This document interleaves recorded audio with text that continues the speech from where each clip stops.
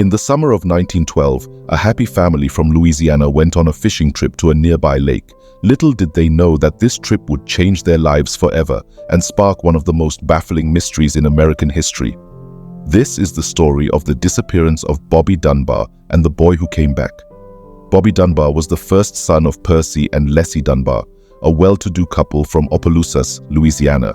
He was born on May 23, 1908, and was a bright and cheerful boy who loved to play with his younger brother, Alonzo.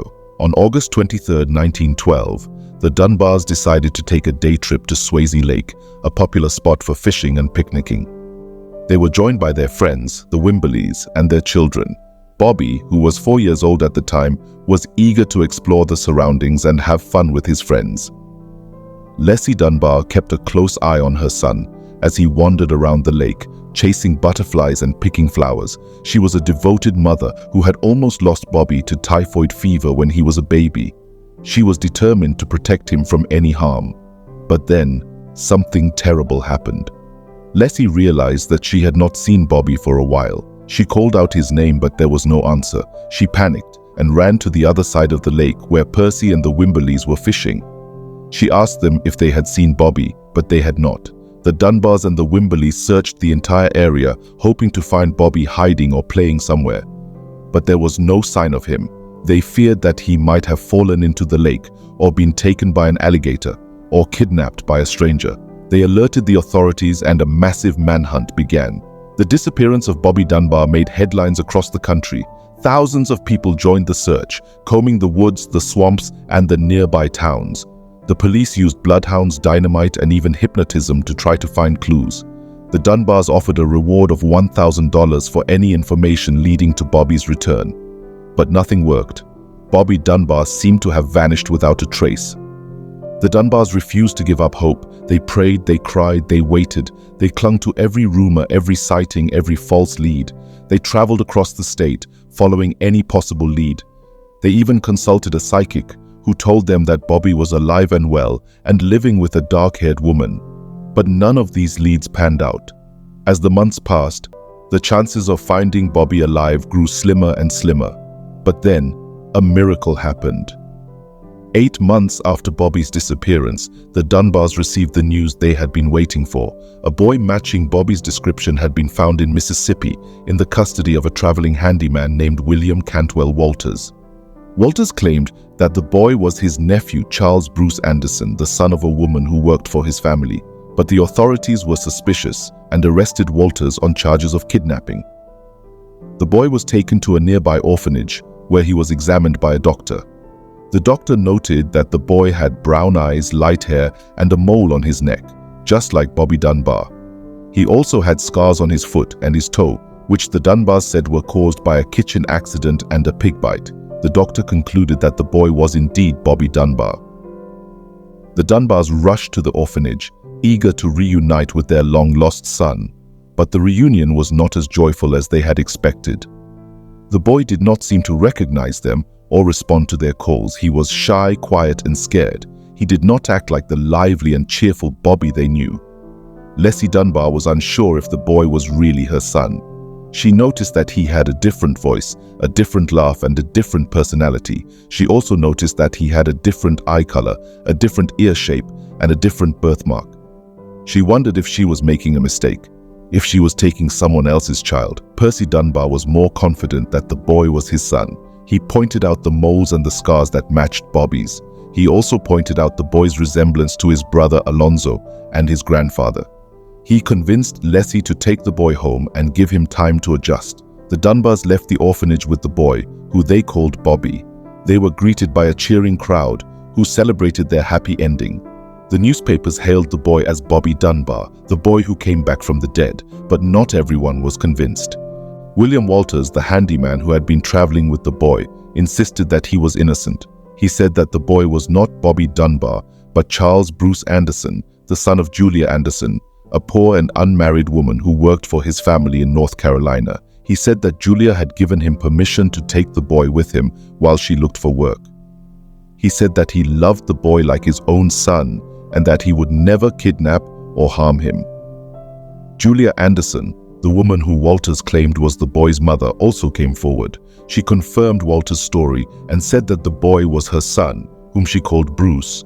She said that she had 3 other children, all with different fathers, and that she had a hard time supporting them.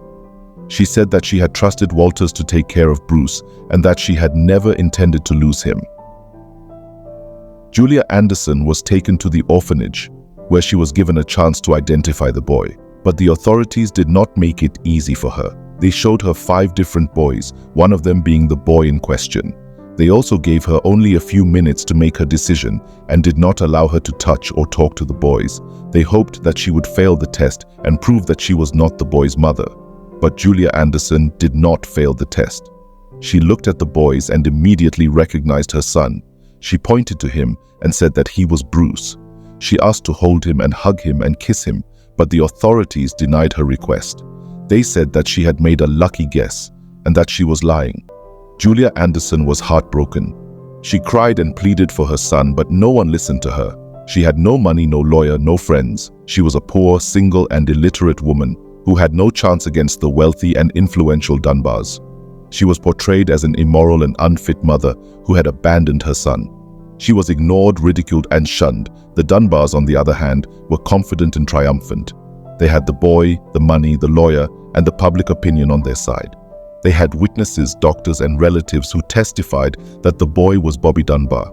They had newspapers, magazines, and books that told their story. They had faith, hope, and love that kept them together. They were convinced that they had found their son and that they had done the right thing.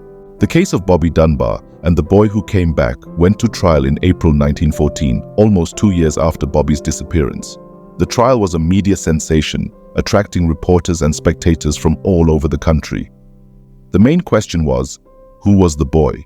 Was he Bobby Dunbar, the son of Percy and Leslie Dunbar, or was he Charles Bruce Anderson, the son of Julia Anderson and William Walters? The trial lasted for 6 days and featured over 70 witnesses who gave conflicting and contradictory testimonies. Some witnesses said that the boy was Bobby Dunbar, based on his physical features, his mannerisms, and his memories. They said that he had recognized his relatives, his toys, and his home.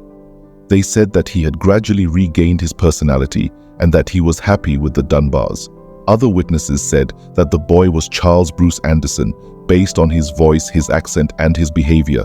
They said that he had not recognized the Dunbars or anything related to them. They said that he had called himself Bruce and that he had asked for Walters and Anderson.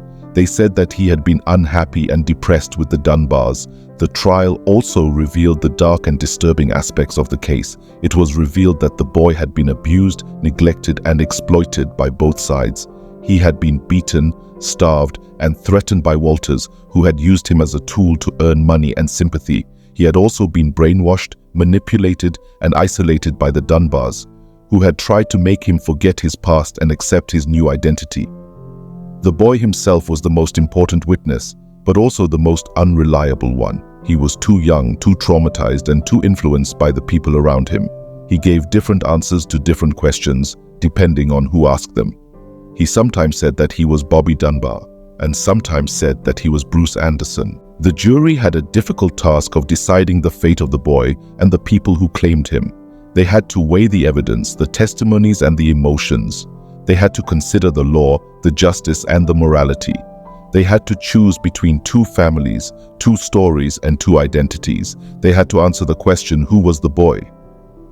After 4 hours of deliberation, the jury reached a verdict.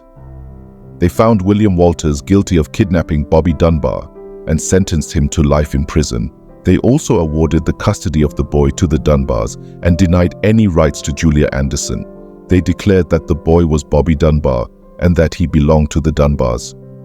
The Dunbars were overjoyed by the verdict. They thanked the jury, the judge, and the public for their support. They said that they had finally got their son back and that they would never let him go. They said that they would give him the best life possible and that they would make him happy. Walters and Anderson were devastated by the verdict. They denounced the jury, the judge, and the public for their injustice. They said that they had been robbed of their son and that they would never give up. They said that they would appeal the case and that they would fight for him. The boy did not seem to have any reaction to the verdict. He did not smile or cry or speak. He just looked at the people who claimed him and the people who lost him. He did not seem to know who he was or where he belonged. He did not seem to care. The trial of Bobby Dunbar and the boy who came back was over, but the mystery was not.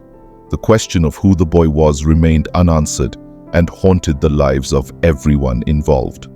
The boy grew up with the Dunbars, but he never fully accepted them or himself. He always felt like an outsider, a stranger, a fraud.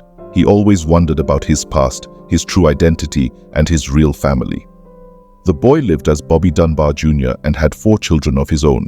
He died in 1966 at the age of 58 without ever knowing the truth. But the truth did not die with him. It resurfaced decades later when a DNA test revealed the shocking and conclusive answer to the question, who was the boy? The DNA test was conducted in 2004 by the granddaughter of Bobby Dunbar Jr., who was curious about her family history. She compared the DNA of her father, the son of Bobby Dunbar Jr., with the DNA of his cousin, the son of Alonzo Dunbar, Bobby's brother. The result was clear and undeniable. The DNA did not match. The boy who came back was not Bobby Dunbar. He was Charles Bruce Anderson. The DNA test shocked and stunned the Dunbar and Anderson families who had lived with different versions of the story for generations. The Dunbars had to face the fact that they had raised someone else's child and that their real son was still missing. The Andersons had to face the fact that they had lost their child and that he had lived a different life.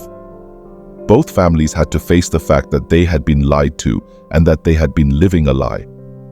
The DNA test also brought the Dunbar and Anderson families together, who had never met or spoken before.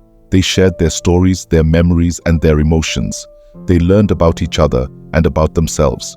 They realized that they had more in common than they thought, and that they were not enemies but relatives. They decided to forgive each other and to honor the boy who had connected them.